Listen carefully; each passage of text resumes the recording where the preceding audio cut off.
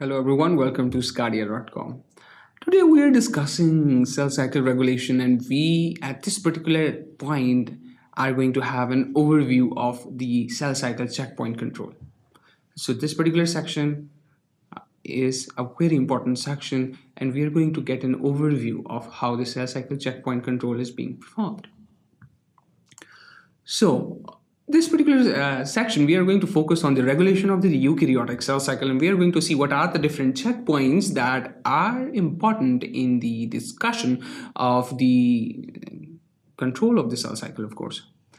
We are going to have a look on the checkpoint control in the cell cycle, and this would be followed by the discussion of the chromosome segregation checkpoints, and we are going to see how the spindle pole body SPB, if they fail to enter into the guanosine exchange factor GEF, it basically fails to activate the DEM1 GTP to DEM1 GTP, and hence there would be no activation of the CDC14, and hence this would result in the inhibition or the blockage of the late mitosis at that particular portion, and we are going to see in details, of course. So let's start off with the discussion of the regulation of eukaryotic cell cycle. What happens in this particular case, we have a DNA pre-replication complex that has assembled in the origin, and that we have discussed in the previous section, the assembly of the pre-replication complex, of course.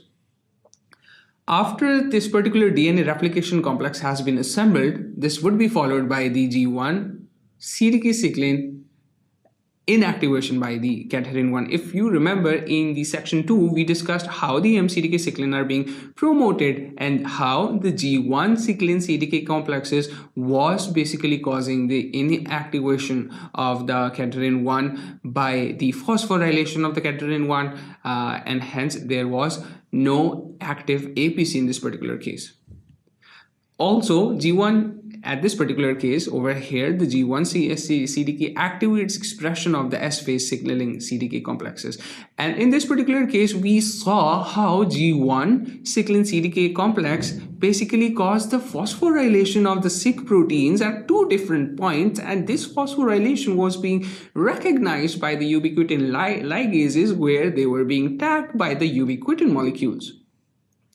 After they were being tagged by the ubiquitin molecules, they were sent for the proteasomal degradation, and hence the S-CDK cyclin complexes were being activated in this particular case. The G1 cyclin CDK phosphorylates S-phase inhibitor, and this S-phase inhibitor was the Sic protein, of course. As shown over here, this particular S-phase cyclin CDK with the inhibitor, the SCF, is going to cause basically what? The proteasomal degradation of the S-phase cyclin CDK inhibitor, or the Sic protein, that we have discussed in the previous section as well. So in this particular case, what we are going to have a look on is the S-phase cyclin CDK complexes molecules. So what happens in this particular case, we have an S-phase cyclin CDK that is going to cause the activation of the pre-replication complex, and we saw how they basically cause the phosphorylation of the MCM protein, which basically acts as the DNA helicases, causing the unwinding at the origin of replication complex, and how they are going to cause the recruitment of the DNA polymerases, primases, several DNTPs, so that they can result in the formation of the replication pause during the S phase, during the synthesis phase. So this was followed by, of course, the mitotic CDK cyclin level. What basically does is it activates early mitotic events. So G2 phase is basically the preparation for the entry of the cell into the mitosis phase, into the prophase, because everything has been synthesized. Now it's time to play the divide and rule game and to divide the cell from 1 to 2 portions, 2 daughter cells.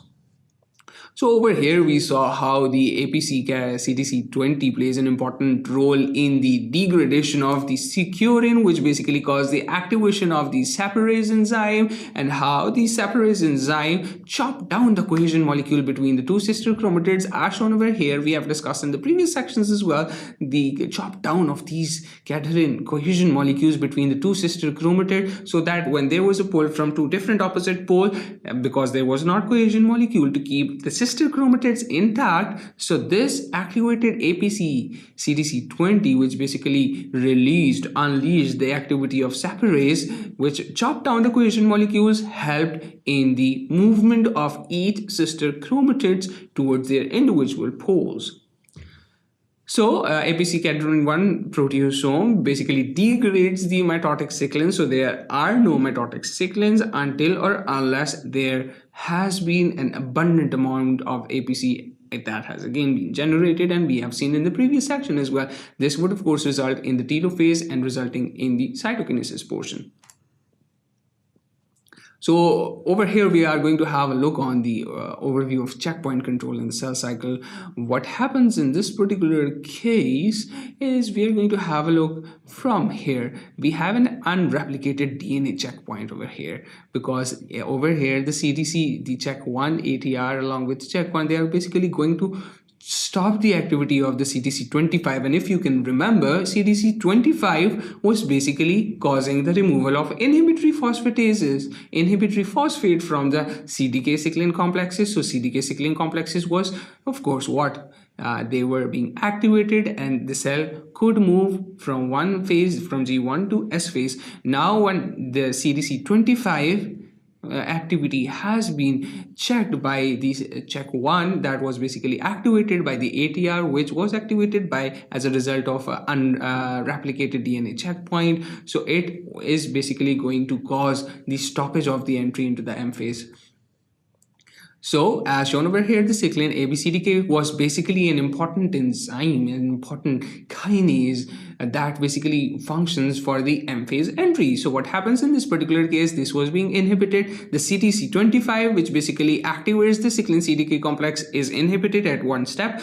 But on the second step, what happens is if there is a DNA damage checkpoint, we are not talking about the unreplicated DNA checkpoint. We are talking about the DNA damage checkpoint over here. What happens, they are going to cause the production of P53, which basically going to cause the transcriptional activation of P21, which then cause the regulation of P27, hence recruitment of MDM2, which basically again is going to cause the check at this particular step, the cyclin AB or the cyclin CDK, of course, complexes, which basically help in gaining the entry from G2 to M phase, mitosis phase.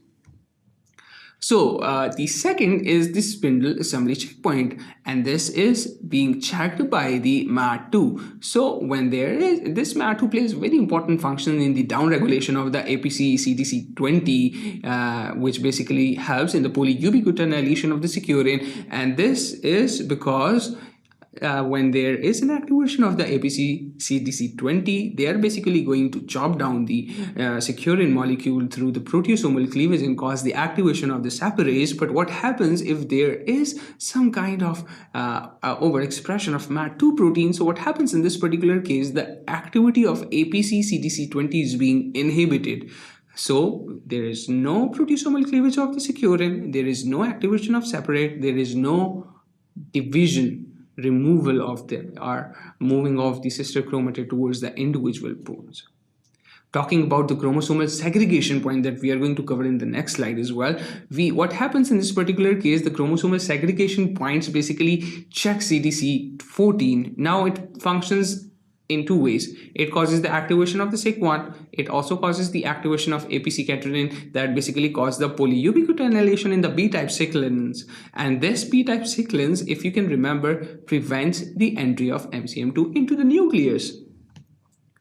Also, the DNA damage checkpoint is, again, we have discussed in the G1 phase when there is abnormal production of the P53, which basically cause the transcription activation of the P21, which again are going to cause the stoppage at the cyclin D or the CDK46, this particular complex.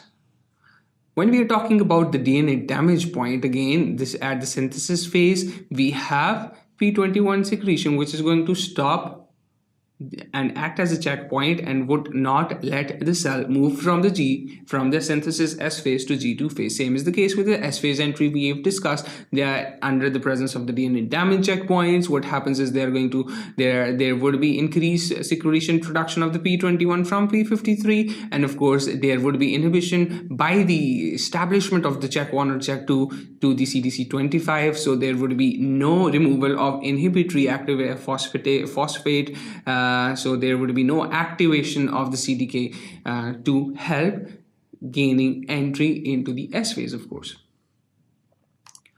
So talking about the chromosomal segregation checkpoint, we have a TEMGEF guanosine exchange factor over here. So what happens in this particular case, the rule of thumb to understand this particular figure is we have spindle pole body, and it needs to move towards this particular TEMGEF portion where the bud has already been formed, as shown over here. So what happens when this particular spindle pole body is going to SPB, is going to move towards this particular portion, this would send signal for the exit of the meiosis. So what happens in this particular case, we have spindle microtubules, they are going to be grown, and this particular, there is a TEM GTP and there is a TEM gap protein. So what happens when there is an activation, the spindle pole body is going to be activated, and when they would enter into the TEM GEF, this particular TEM GDP, which is basically inactive, is going to be converted into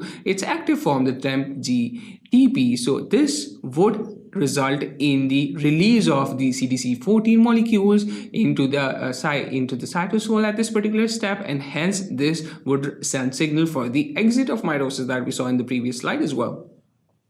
But what happens if that particular spindle pole body fails to enter into this particular bud that has been initiated in very early stages of the anaphases? So what happens in this particular case, because the TEM GDP does not enter into the TEM GEF portion, so there would be an arrest in the late mitotic phase.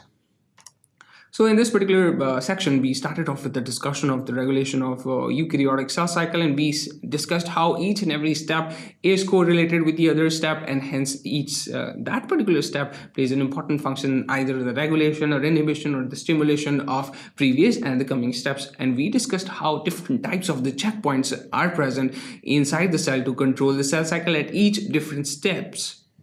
This was followed by the discussion of the chromosomal segregation checkpoints, and that is all for this particular section. Thank you for watching sqadia.com.